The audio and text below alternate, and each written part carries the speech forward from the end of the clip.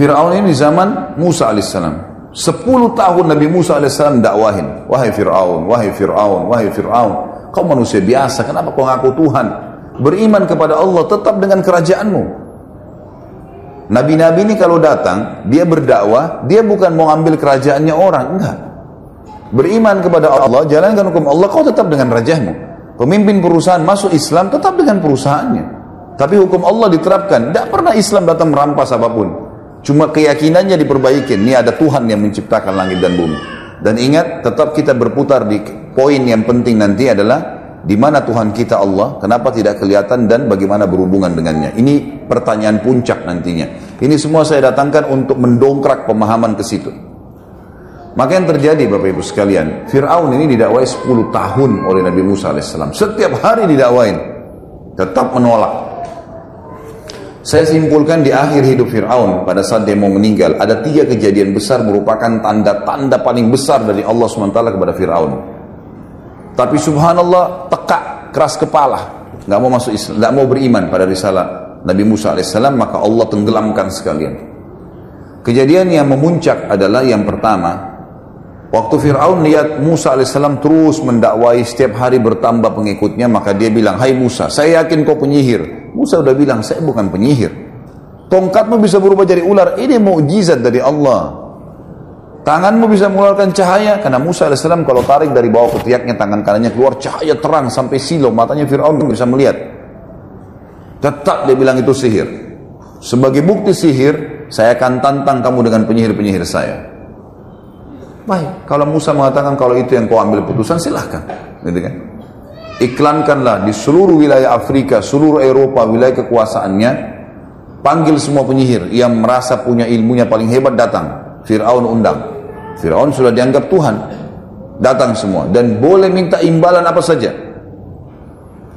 Terkumpul dalam beberapa riwayat, ada yang mengatakan 1000 penyihir, ada yang mengatakan 10.000 penyihir. Kita ambil jumlah terbesar lah, 10.000 penyihir datang. Semua mengaku hebat.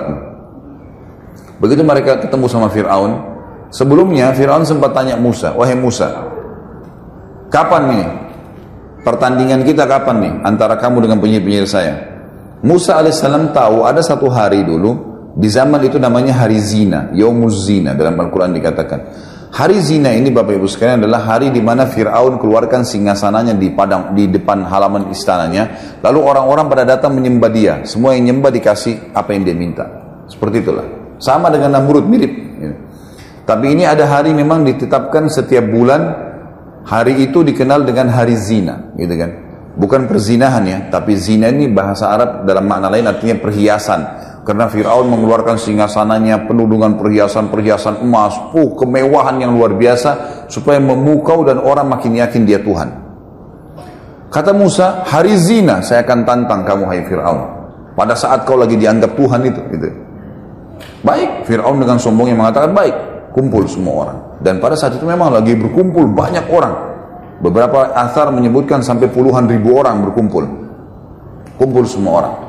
Lalu datanglah penyihir-penyihir ini lalu berkata kepada Fir'aun, wahai Fir'aun, apa balasan kami nih kalau kami menang? Kata Fir'aun, apa saja yang kalian minta? Dan kalian akan menjadi orang-orang pendekat saya, dia menjadi penasihat-penasihat saya. Mau apa saja bisa dapat. Lalu kata mereka, mana lawan kami? Kata Fir'aun itu sana, 2 orang, Musa dan Harun. Mereka bilang, cuma 2 orang itu yang kita lawan. Penyihir-penyihir dengan sombongnya menantang. Cuma 2 orang, lalu untuk apa semua penyihir ini? Kata Fir'aun, bunuh dulu dia. Hilangkan orang ini, baru kau bisa dapat. Tidak usah anggap remeh. Baik, semua penyihir-penyihir ini sepakat kumpul. Kita nggak usah lama-lama nih, mumpung lagi ditawarkan jabatan yang tinggi. Keluarin ilmu pamungkas kita saja. Ilmu tertinggi dalam ilmu sihir adalah ilmu mengubah benda yang tadinya tidak bergerak jadi bergerak, atau berubah dari wujud yang dari wujud aslinya berubah ke wujud yang lain, gitu kan? Seperti misalnya tali berubah jadi ular, pohon kesannya bergerak, tidak ada suara tiba-tiba kesannya ada suara, dan seterusnya. Seperti itulah. Untuk menakut-nakuti orang, karena kalau seseorang tidak takut maka tidak akan berpengaruh semua itu. Syaitannya nggak bisa buat apa-apa. Lihat tuh para penyihir-penyihir sekarang, kalau mereka mau menghipnotis orang, gitu kan, di TV, menepuk orang supaya bisa buat seperti yang dia mau. Sistem penyihir yang dilakukan, harus orang-orang itu dulu dikuasai sama dia. Minimal takut, minimal percaya, baru bisa. Kalau tidak percaya atau tidak takut, disuruh turun dari panggung, nggak bisa. Dianggap nggak bisa. Karena ini nggak bisa dipengaruhi oleh syaitan. Gitu kan? Orang kalau punya keyakinan kuat tidak bisa. Gitu. Maka akhirnya penyihir-penyihir ini pun berkata, kita keluarin pamungkas ilmu bang. Apa itu? Tali-tali diubah jadi ular. 10.000 orang semua ini pegang tali, kemudian mereka lempar untuk dijadikan sebagai ular yang bergerak. Pertamanya mereka bilang pada Musa, wahai Musa, kamu yang nunjukkan kemahiranmu dulu atau kami duluan? Kata Musa, silahkan duluan, lihatkan saja. Maka mereka pun akhirnya, kata Allah, mengubah tali-tali mereka, yukhayyalu min sihrihim annaha tas'a, mengubah dengan sihir mereka seakan-akan tali itu bergerak, berubah jadi ular dan bergerak. Maka semua orang bersorak-sorak waktu itu. Luar biasa ini kejadiannya, dan banyak puluhan ribu orang menyaksikan. Fir'aun pun dengan banggahnya duduk di singgasananya melihat kejadian tersebut. Nah, ini sudah luar biasa, 10.000 lawan 2 orang nggak mungkin. Sempat Nabi Musa alaihissalam dalam Al-Quran dikatakan fa'aujasa fi nafsi khifatan Musa. Musa alaihissalam sempat takut sejenak, sebentar, ragu nih. Lalu Jibril datang mengatakan, kulna la takhaf, kami berkata kepadanya, jangan kau takut, innaka antal a'la, kau pasti menang. Wa alqi ma fi yaminika talqafu ma sana'u innama sana'u kaidu sahir wa la yuflihu sahiru haitsu ata. Yang mereka lempar yang di tangan kananmu tongkat tuh di lapangan yang sedang ada pertandingan, gitu kan? Maka pasti akan membatalkan semua sihir-sihir mereka. Karena yang mereka lakukan adalah perilaku sihir, dan sihir tidak akan pernah bisa menang dari arah manapun dengan ayat Allah. Tidak mungkin bisa menang, gitu kan. Musa alaihissalam masuk, lempar tongkatnya. Ada alasan di sini kenapa Al-Quran menceritakan kepada kita. Tiba-tiba waktu tongkat Musa alaihissalam dilempar dan jadi ular, seluruh penyihir tersebut sujud dan berkata, kami beriman kepada Tuhan yang Musa dan Harun. Apa rahasianya itu? Karena ternyata penyihir-penyihir ini tahu tali yang mereka lempar jadi ular tidak bisa menyerang. Jadi kalau kita pun mengatakan bismillah atau a'udzubillah, bisa kembali kepada wujud aslinya. Batal tuh, setan yang menghiasinya hilang. Maka mereka tahu betul itu sihir. Musa alaihissalam lempar tongkatnya, berubah jadi ular besar. Mereka ular kecil, ini ular besar. Dan ularnya Musa alaihissalam jalan lalu makan. Dimakanin satu-satu tuh ular mereka. Semua sampai ular terakhir yang 10.000. Maka karena kejadian tersebut, kata Allah, fa'ulqiyas saharatu sujada. Semua penyihir sujud tiba-tiba. Qalu amanna bi rabbi Musa wa Harun. Kami beriman kepada Tuhannya Musa dan Harun, gitu kan. Ini kejadian di depan matanya Fir'aun, di depan seluruh pengikutnya pada saat itu. Berarti dikalahkan nih. Dan Musa alaihissalam sekali lagi tidak minta Fir'aun untuk tinggalkan kerajaannya, tidak. Cuma beriman sama Allah, tetap kamu raja. Gak diganggu sebenarnya. Tapi tetap kejadian ini tidak membuat Fir'aun beriman. Gak beriman. Lalu apa yang terjadi? Kita lihat kejadian besar yang kedua. Allah datangkan lagi. Ini saya bilang Bapak Ibu sekalian, kalau orang tidak gunakan akal fikirannya, hati nuraninya, sudah ada peringatan tidak dipegang, sudah ada peringatan, ya, sudah ada sampai kepada kita informasi untuk ibadah, tidak mau ibadah, maka nanti Allah datangkan peringatan lebih besar daripada itu. Kejadian kedua yang besar pada saat itu, berjalanlah kehidupan Fir'aun seperti biasa. Musa alaihissalam juga berdakwah. Lalu Allah timpahkan cobaan yang berat yang kedua kepada Fir'aun dan pengikutnya.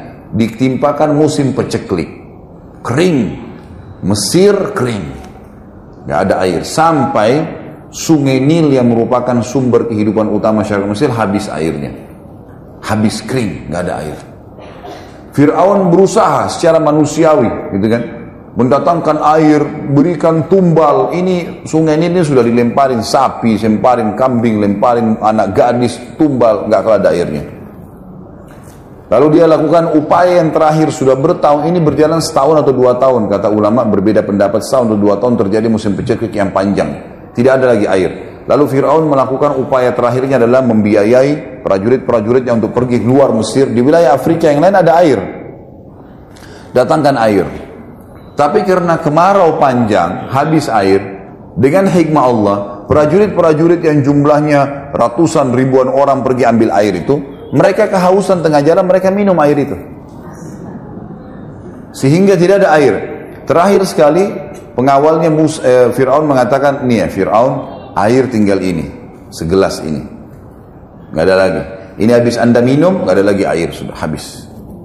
Sudah tidak ada lagi, upaya semua sudah dilakukan, tidak ada yang ditinggalkan, semua uang sudah dikeluarkan, tenaga sudah dikirimkan, tumbal-tumbal, kembang 7 warna sudah dilempar, segala macam, nggak ada manfaatnya. Fir'aun bilang, ini lucunya Tuhan bermusyawarah nih. Apa saran kalian? Mereka semua diam, tidak ada lagi. Apa yang mau dilakukan? Semua sudah dilakukan upaya maksimal, dan begini caranya Allah mengingatkan sebenarnya. Gitu kan? Terakhir ada satu orang penasihatnya bilang, begini Fir'aun, ada satu yang belum anda lakukan, tinggal satu ini, nggak ada lagi sudah. Fir'aun dengan semangat, apa itu? Anda belum minta kepada Tuhannya Musa. Tinggal itu tuh yang belum. Yang lain semua sudah kita usahakan. Maka dengan semangat dia mengatakan, baiklah, panggil Musa. Dengan hikmah Allah, Musa alaihissalam dengan orang-orang beriman ini tinggal di satu lokasi, gitu kan? Di wilayah Mesir juga, di pinggiran Mesir, ada sumur, airnya banyak. Jadi orang beriman subur saja, nggak ada masalah. Dan Fir'aun tidak tahu kalau ada sumur di situ. Musa alaihissalam hidup makmur, nggak ada masalah. Datang Musa alaihissalam ke istana. Fir'aun tidak mau tunjukin ya kelemahannya. Lalu dia bilang, wahai Musa, kau mengaku punya Tuhan yang bisa mampu mengerjakan apa saja. Bukan begitu? Kata Musa, iya benar. Baik, sekarang kau tahu Mesir lagi ditimpa paceklik, panas. Sungai Nil pun habis airnya. Ini masyarakat kehabisan air. Kalau Tuhanmu bisa turunkan hujan dari langit, maka saya akan beriman. Musa alaihissalam senyum berkata, wahai Fir'aun, betul yang kau ucapkan ini? Kalau Allah Tuhanku, diulangi begini, Tuhanku dan Tuhanmu Allah menurunkan air dari langit dan hilang nih masalah di Mesir, kau akan beriman? Kata Fir'aun, kalau Tuhanmu turunkan hujan dari langit yang saya tidak bisa lakukan, tentu saja. Gitu kan? Dan ini jadi saksi semua nih. Orang-orang dayang-dayangnya, Perdana Menterinya, semua jadi saksi semua. Di depan mata Fir'aun, Musa alaihissalam angkat tangan mengatakan, ya Allah, zat yang telah menahan turunnya hujan untuk masyarakat Mesir. Jadi bahasanya jelas, ini yang menahan hujan kamu ya Allah, gitu kan? Ya Allah, zat yang telah menahan hujan untuk masyarakat Mesir, turunkanlah hujan ini sebagai tanda kebesaranmu. Belum Musa alaihissalam turunkan tangannya, hujan lebat sebulan non-stop sampai sungai Nil penuh, semua masyarakat hidup tenang lagi kembali. Pertanyaannya, beriman ke Fir'aun? Fir'aun mengucapkan kalimat kufur, Bapak Ibu sekalian. Hati-hati dengan kalimat begini. Begitu sudah subur semua, kata Fir'aun apa? Sudah sekarang saatnya hujan turun. Hanya itu. Ini seperti Bapak Ibu sakit bertahun-tahun berobat, gitu kan? Nggak sembuh-sembuh. Satu kali sholat tahajud, mulai berdoa sama Allah, terus tiba-tiba ketemu dokter, ketemu resep sembuh. Wah, dokter saya hebat. Subhanallah. Allah yang sembuhin gitu. Kok bisa dokternya? Dokter kan semua resepnya semoga lekas sembuh, tidak ada pasti sembuh. Enak benar kita kalau ke dokter dia bilang pasti sembuh, itu luar biasa.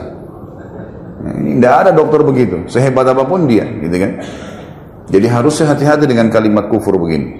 Baik, berjalan kehidupan lagi. Ternyata dengan kejadian tersebut tersebar satu wilayah Afrika.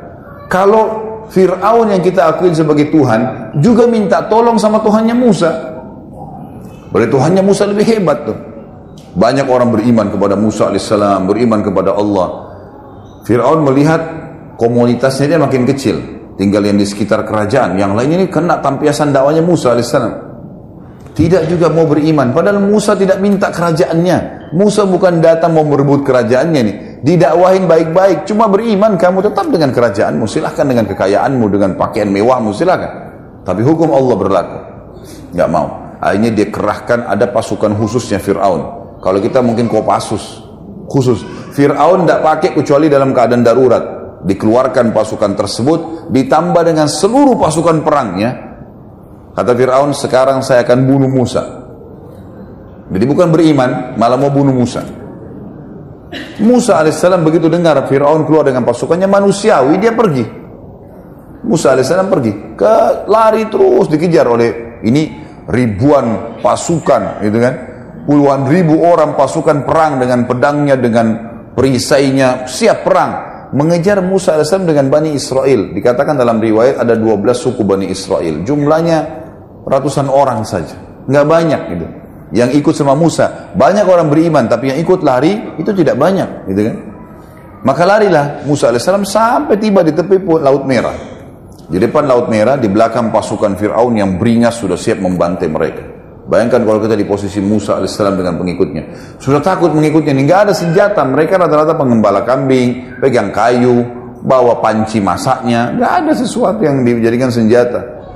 Maka dalam Al-Quran diceritakan pengikut Musa sempat mengatakan, ya Musa, inna mudrakun, kita sudah terjangkau nih.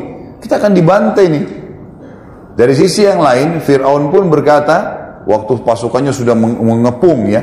Jadi puluhan ribu orang mengepung seperti ibaratnya di tengah-tengah ujung meja ini Musa AS dengan kelompoknya ini sudah merumun semua nih.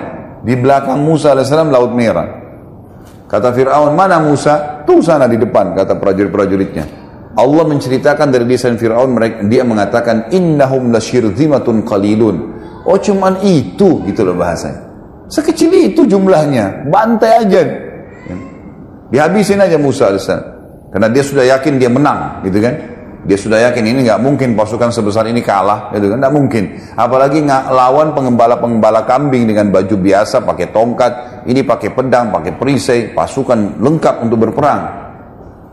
Maka kata Musa alaihissalam kepada pengikutnya, kalla inna ma'iya rabbi sayahdin. Nggak mungkin, Tuhan saya akan berikan petunjuk. Maka Jibril datang satu instruksi, tidak lebih dari itu. Musa, cambukkan tongkatmu di mulut atau di bibir dari Laut Merah. Itu saja. Tidak ada yang lain. Nggak ada informasi nanti laut akan terbelah. Nggak ada. Musa alaihissalam orang beriman. Ini contohnya Bapak Ibu sekalian. Jadi orang beriman itu patuh. Jangan. Udah tinggalin. Kerjakan. Selesai. Halal nikmatin, haram tinggalkan. Nggak usah cerewet. Jangan rewel. Kenapa begini, kenapa begitu, kenapa begini. Banyak orang rewel soalnya. Kenapa duhur sama asar 4 rakaat ya. Sama-sama siang. Kenapa nggak jam 2 aja 4 rakaat. Loh Tuhan maunya begitu. Kok kamu yang ngatur ini aneh? Ciptaan mengatur nggak mungkin. Makhluk mengatur pencipta nggak mungkin. Maka terjadi seperti itu. Musa alaihissalam dan para nabi-nabi memberikan pelajaran kepada kita. Ibrahim tadi disuruh berdiri saja, nggak buat apa-apa. Lakukan. Disuruh sembeli anaknya, sembeli. Pas mau sembeli nggak jadi, Allah selamatkan, gitu kan? Seperti itulah. Maka Musa alaihissalam disuruh cambukan. Musa belum tahu nih. Jibril datang bisikin, cambukan tongkatmu. Itu saja perintah Allah. Baik, cambuk. Di depan matanya Fir'aun lihat, ini sudah depan mata ini, sudah kelihatan, tinggal diserang saja Musa alaihissalam. Jadi kelihatan tuh angkat tongkatnya Musa, lalu Musa memukulkan di pinggir Laut Merah.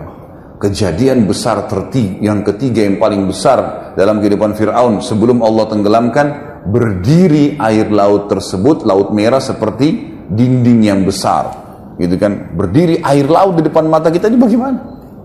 Luar biasa nih, berdiri air laut dan terbagi menjadi 12 bagian. Jadi setiap suku Bani Israel lewat di satu gang, gitu kan, supaya bisa selamat.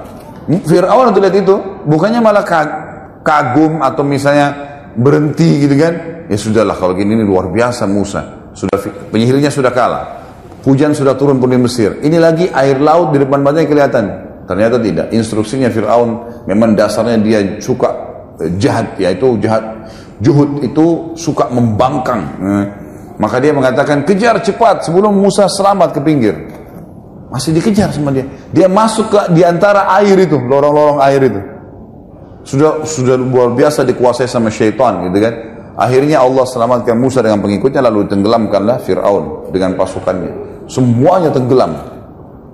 Lalu Allah ceritakan kepada kita dalam Al-Quran tentang apa yang Fir'aun ucapkan. Waktu sudah mulai tenggelam, baru dia bilang, amantu billadzi amana bihi banu Israel, ya, saya beriman kepada apa yang diimani oleh Bani Israel. Kata para ulama, dia nggak bisa lagi ucapin Allah karena sudah bangkangnya.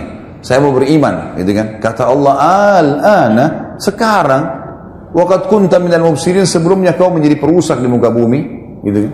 Gimana caranya? Hari ini kami akan selamatkan badanmu sebagai tanda-tanda kebesaran untuk orang-orang yang datang setelahmu. Sampai sekarang di museum di Kairo bisa dilihat muminya Fir'aun. Masih ada. Jelas ada fisiknya, inilah orang yang membangkang kepada Allah. Seperti itu.